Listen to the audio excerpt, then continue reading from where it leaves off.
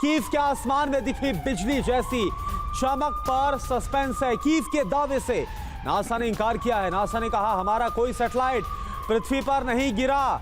Ukraine ने NASA के satellite के गिरने की कही थी बात। रात 10 बजे के करीब कीव के आसमान में दिखी जबरदस्त चमक, जिसको लेकर पहले इस बात का दावा किया गया कि नासा का ये कोई सैटेलाइट है, कोई उपग्रह है जो कि गिरा है। रात 10 बजे के आसपास कीव के आसमान, यूक्रेन की राजधानी की ये तस्वीर हम आपको दिखा रहे हैं। कीव के आसमान में बिजली जैसी चमक के साथ कोई चीज नीचे गिरी है, आसमान से सीधी नीचे आकर टकराती है। और ये देखिए कितनी चमक की पूरा जो आसमान है वो रोशनी से चकाचौंध हो गया। ये सबसे लेटेस्ट वीडियो, लेकिन नासा की तरफ से कहा जा रहा है कि देखिए कोई ऐसा उपग्रह है, कोई सैटेलाइट तो गिरा ही नहीं। फिर आखिर क्या था ये, इसको लेकर सस्पेंस। तो देखिए ये तस्वीरें अपने आप में कई बड़े और गंभीर सवाल खड़े कर रही है, क्योंकि कीव की तरफ से जो आशंका जाहिर की गई थी उसे नासा खारिज करता हुआ नजर आ रहा है। और नासा की तरफ से यह कहा गया है कि हमारा कोई सैटेलाइट गिरा नहीं है। लेकिन ऐसे वक्त में जब रूस की तरफ से परमाणु हथियारों के इस्तेमाल की आशंका जताई जा रही है, परमाणु हथियारों की तैनाती बड़े लेवल पर की गई है, कीव के आसमान में बिजली जैसी ये चकाचौंध जो नजर आई है, ये कई गंभीर सवाल खड़े कर रही है। ये सबसे नया वीडियो जो बिल्कुल क्लियरली शो कर रहा है कि किस तरह का नजारा था। आसमान में ऐसा लग रहा था ऊपर से कुछ नीचे गिर रहा है, जबरदस्त रोशनी नजर आ रही थी कीव के आसमान में। और ये सब कुछ हुआ तो कीव में लोग दहल गए कि न जाने क्या होने वाला है। ऐसे वक्त में जब लगातार यह कहा जा रहा है कि बेलारूस से परमाणु हथियारों का इस्तेमाल किया जा सकता है, ये रोशनी कई बड़े सवाल खड़े करती है। कीव अथॉरिटी ने कहा कि ये नासा का सैटेलाइट है, सैटेलाइट गिरा है। नासा ने कहा हमारा तो कोई सैटेलाइट गिरा ही नहीं। रहस्य और बढ़ता नजर आ रहा है।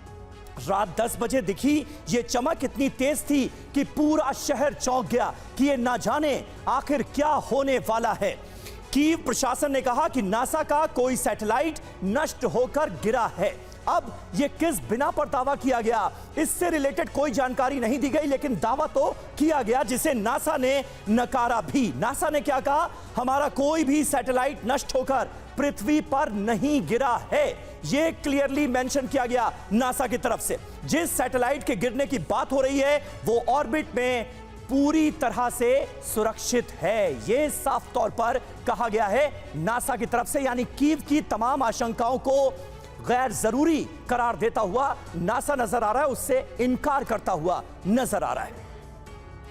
और आइए उन आशंकाओं पर गौर करते हैं जो इस घटना के पीछे हो सकती हैं। वो क्या हैं आशंकाएं, कीव में क्यों कौंधी बिजली, इसके पीछे की वजह बताई जा रही है। रूस की ओर से कोई अटैक हो सकता है, ये एक आशंका है। कीव के अंदर कोई एक्सीडेंट हुआ हो, इसकी भी आशंका है। किसी खतरनाक हथियार का इस्तेमाल शायद हुआ हो, कुछ ऐसा हुआ जिसे नासा छुपा रहा है, ये भी बात कही जा रही है। और कोई एस्ट्रोनॉमिकल घटना भी हो सकती है। ये तमाम आशंकाएं हैं और इसको लेकर नासा की तरफ से जो एक नेगेशन दिया गया है, कहा गया है कि ऐसी कोई घटना नहीं हुई, उसके बावजूद भी आशंकाएं बनी हुई। फिर सवाल यही रहता है कि ये क्या घटना थी। हमारे साथ तमाम खास मेहमान भी जुड़े हुए हैं। मेजर जनरल रिटायर्ड राजन कोचर सर हमारे साथ जुड़े हुए हैं डिफेंस एक्सपर्ट के तौर पर, और यूके देवनाथ सर भी हमारे साथ मौजूद हैं।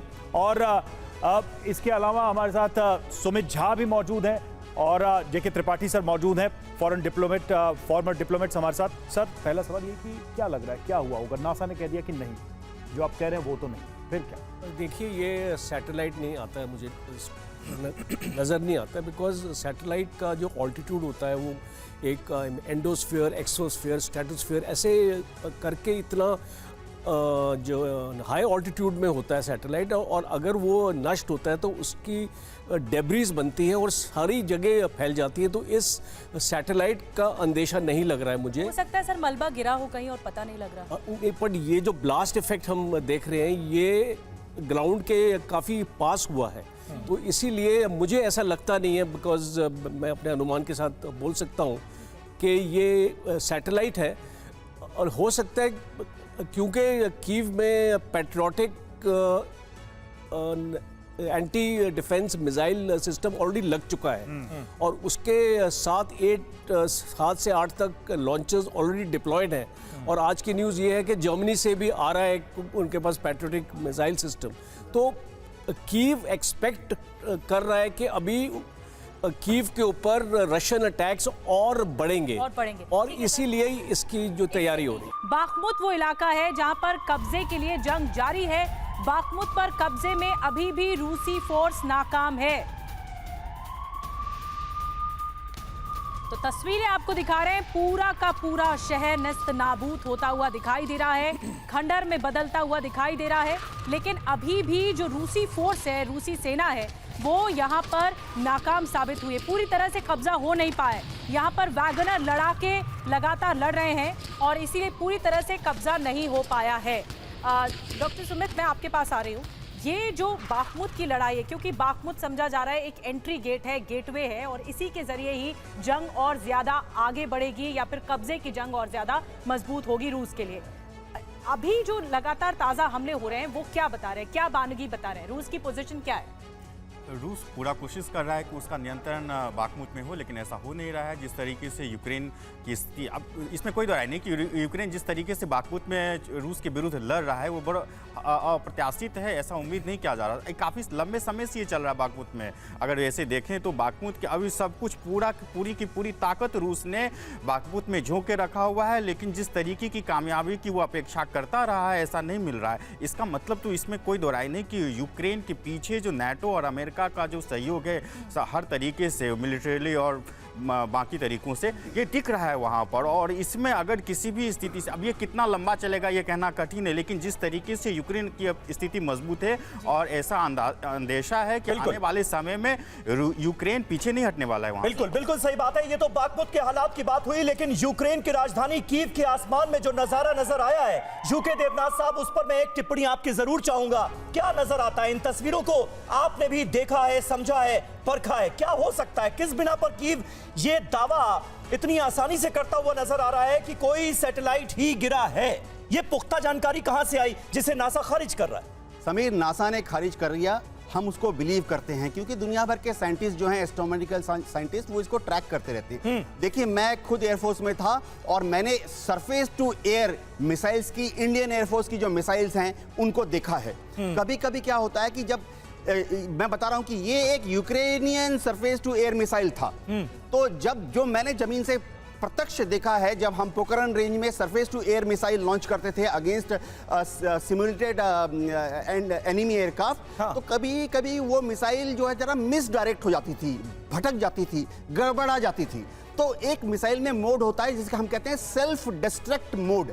आप देखिए, ये मिसाइल जो है ये जमीन पर आके फटती नहीं है, ये आसमान से ऑलरेडी फटते फटते आ रही है। यानी एक Ukrainian surface to air missile थी, गलती से शायद लॉन्च हो गया, उसको सेल्फ डिस्ट्रक्ट मोड पे ऑपरेटर ने ऑपरेट किया तो वो फट जाती है। लेकिन इसमें यूक्रेन का क्या भला है? यूक्रेन का क्या भला है कि वो इसे एक गिरता हुआ सैटेलाइट करार दे रहा है? देखिए, यूक्रेन को अपनी जो शर्मिंदगी है उसको छुपाना है कि हमने गलती से एक मिसाइल लॉन्च कर। मत भूलिए कि अभी वो जो लेटेस्ट पेट्रियट मिसाइल मिला है उस पर अभी वो ट्रेनिंग कर रहे हैं। ऐसा हो सकता है कि ट्रेनिंग में उन्होंने गलती से एक मिसाइल फायर कर दिया और शर्मिंदगी को छुपाने की कोशिश कर रहे हैं। इस पूरे वॉर में जिसमें यूक्रेन सबसे आगे रहा वो है मिस इन्फॉर्मेशन।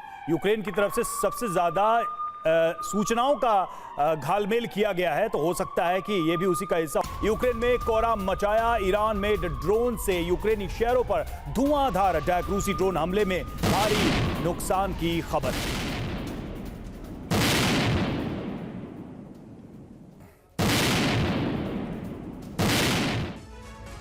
तो देखिए, हम देख रहे हैं किस तरह से इस युद्ध में जो ड्रोन है वो लगातार तमाम अलग अलग ठिकानों पर हमला बोल रहे हैं, और जो ईरान से ड्रोन मिले हैं, कामाकाजी हो, शाहिद हो, उसका इस्तेमाल किस तरह से रशिया कर रहा है ये भी हम लगातार देख रहे हैं। और जो ताज़ा हमले हुए हैं, ड्रोन के जरिए कामाकाजी का इस्तेमाल किया गया, इसको लेकर कुछ और जानकारी हम ले लेते हैं।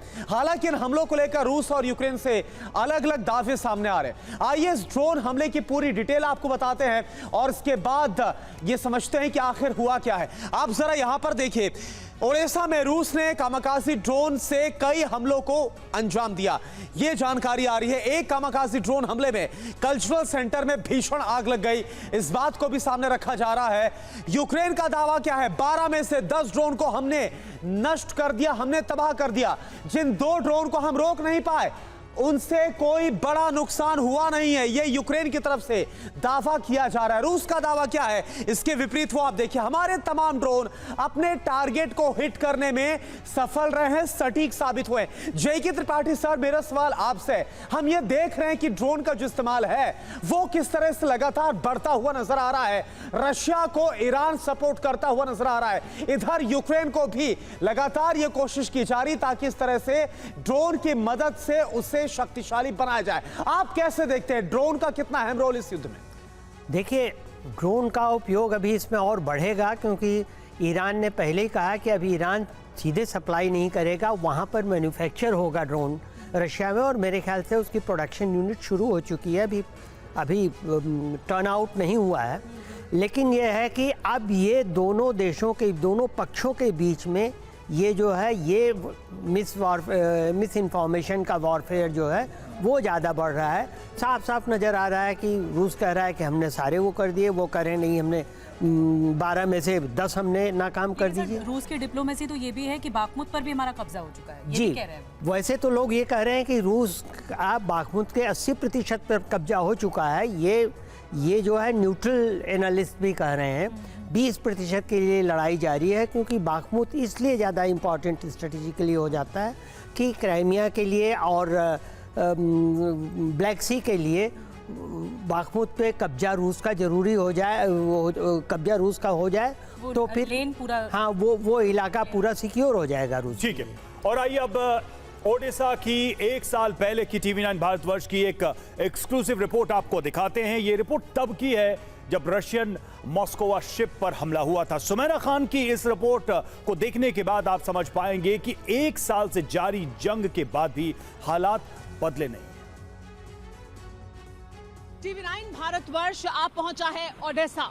ओडेसा वो सी पोर्ट है यूक्रेन का जो लगातार रूस की निगाहों में रहा है, और वो खबर जो इस वक्त पूरी दुनिया में छाई हुई है, जो रूस के लिए एक बड़ी मुसीबत बन गई है, और जिसको लेकर यूक्रेन दावा कर रहा है कि यूक्रेन की नेपच्यून मिसाइल से उन्होंने रूस के शिप मोस्कवा को जमींदोज कर दिया है। इसी समंदर के गहरी जो पानी है उसके अंदर मोस्कवा जाकर डूबा है। जहां हम मौजूद हैं ये ब्लैक सी है, ओडेसा का पोर्ट, जहां से लगभग 75 मील दूर मौजूद था वो मोस्कवा शिप रूस का, जिसे कहा जा रहा था कि वो लगातार यहाँ निशाना बना रहा है ओडेसा को, और तमाम दक्षिण के जो ये जगहें हैं वहाँ पर मोस्कवा के ज़रिए ही लॉन्च किया जा रहे थे तमाम अटैक्स रूस की तरफ से। लेकिन अब जाहिर सी बात है, ऐसे माना जा रहा है कि रूस के लिए बड़ा नुकसान है मोस्कवा को इस तरह से गंवा देना। हालांकि रूस अभी तक स्वीकार नहीं कर रहा है कि यूक्रेन की तरफ से किए गए हमले में ही ऐसा हुआ है, लेकिन यूक्रेन का दावा यही है कि यूक्रेन ने नेपच्यून मिसाइल से ये बड़ी उपलब्धि हासिल की है।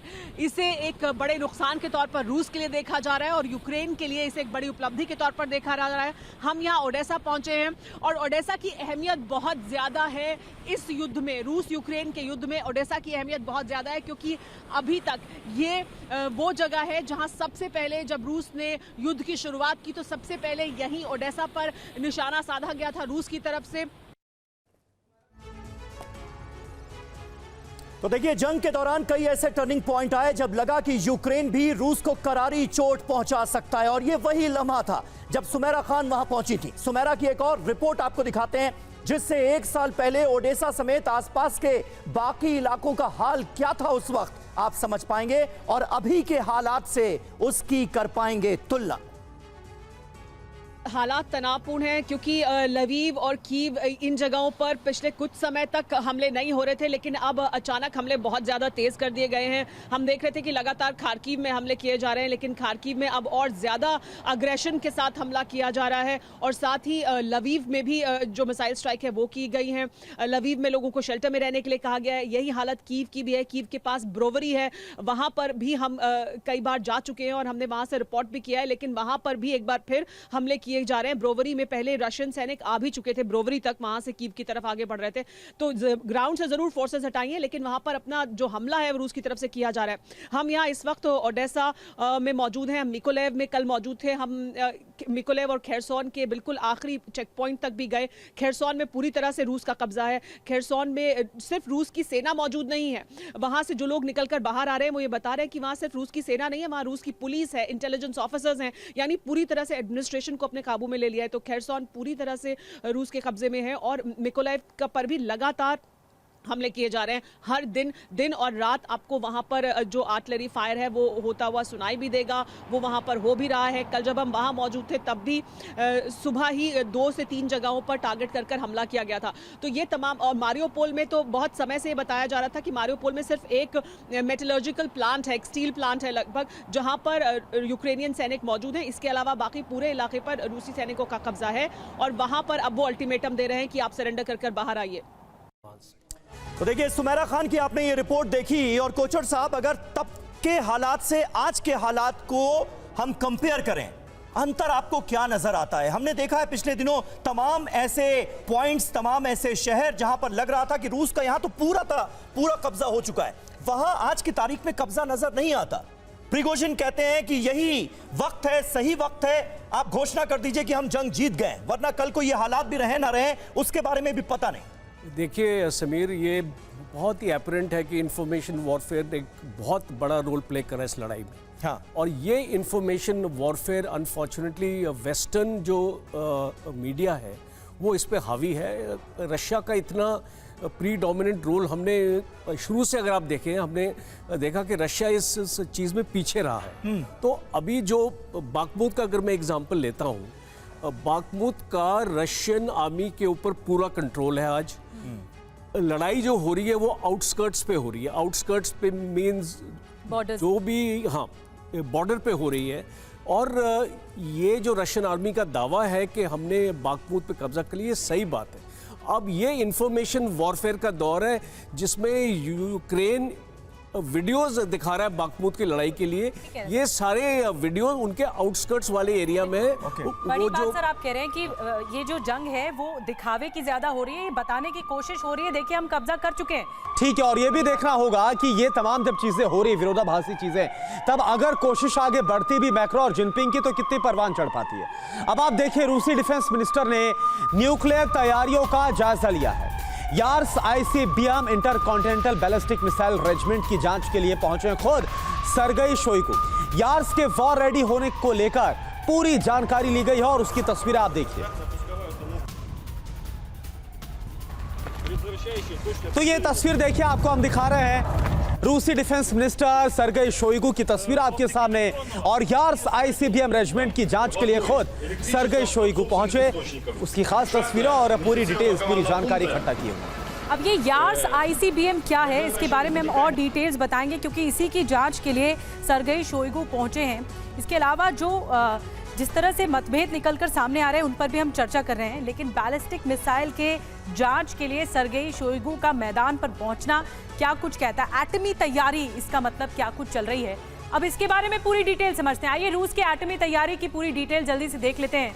वॉर रेडी है और रूस के एटमी हथियार भी वॉर रेडी नजर आ रहे हैं। यूक्रेन जंग के बीच रूस अचानक न्यूक्लियर तैयारियों में जुट गया है, ये अचानक हो रहा है। और रूसी डिफेंस मिनिस्टर ने यार्स आईसीबीएम के कॉम्बैट अलर्ट की जानकारी ली है। अब सरगई शोइगु पहुंचे और सेंट्रल रशिया के कलुगु में तैयारियां देखने के लिए पहुंच गए सरगई शोइगु। आईसीबीएम के रिमोट कंट्रोल कॉम्बैट मॉड्यूल को भी परखा गया है सरगई शोइगु की तरफ से।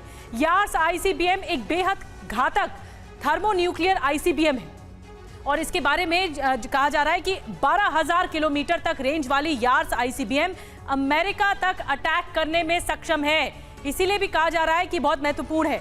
और देवनाथ सर, मैं आपके पास आ रही हूँ, ये जो तैयारी है वो दिखाती, क्योंकि सरगई शोइगु का भी पहुंचना, इस तरह विजिलेंस देखना, सुपरविजन करना, ये बताता है कि रूस के जो एटमी हथियार हैं, खास करके ये जो बताया जा रहा है आईसीबीएम, यार्स आईसीबीएम, वो बिल्कुल रेडी मोड में है इस वक्त। देखिए निधि, ये डायरेक्ट चेतावनी या धमकी है अमेरिका को। यास मिसाइल जो है उसकी रेंज 12,000 किलोमीटर है, तो रूस उसको किसी भी नेटो देश या यूरोपियन देश पर हमला करने के लिए व्यर्थ नहीं करेगा।